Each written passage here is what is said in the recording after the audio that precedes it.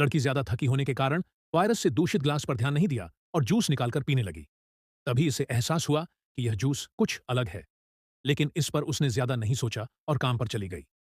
तभी अचानक उसके नाक से खून निकलने लगा। लड़की ने जब उससे टिश्यू पेपर से पूछा तो काला खून देखकर पूरी तरह सोख रह गई। वो कुछ समझ पाती उससे पहले ही दर्द से इसका चेहरा पूरी तरह से घूमने लगा और पलक झपकते ही लड़की अपने घर पहुंच गई। लेकिन सामने के उथल पुथल ने उसे उल्टी करने पर मजबूर कर दिया। मुंह से बाल निकलता देख लड़की तुरंत अपने भाई को सारी घटना फोन पर बताने लगी। भाई ने जब यह सुना तो कहा, तुम घर से बाहर मत जाना, मैं अभी पहुंच रहा हूं। उसके कुछ ही देर बाद लड़की के मुंह से बदबूदार गंध आने लगी। लड़की तुरंत उसे दूर करने के लिए माउथ वॉश किया, लेकिन जैसे ही पीछे मुड़ी तो मुंह धोने वाला पानी अचानक से फैलने लगा और देखते ही देखते पूरे बाथरूम में फैल गई। लड़की इस दृश्य को देखने के बाद पूरी तरह से हैरान हो गई और डर कर वहां से भागने लगी। वायरस भी काफी तेजी से इसकी तरफ बढ़ रहा था। लड़की ने तुरंत बिजली का लैंप उठाया और वायरस में जोर से वार किया, जिससे वह कुछ देर के लिए रुक गया। लड़की इस मौके का फायदा उठाकर लिफ्ट का दरवाजा खोलने लगी, लेकिन जाम होने के कारण वह नहीं खुल रहा था।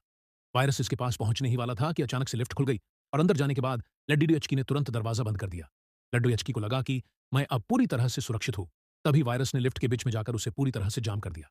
लड्डू एचकी दरवाजा खोलने का काफी प्रयास करती है, लेकिन उसे नहीं खोल पाती है। फिर डरकर एक कोने में सिकुड़ गई। वायरस भी तेजी से इसकी तरफ ब्रच रहा था कि तभी इसका भाई समय से आ गया और इसे बचा लिया।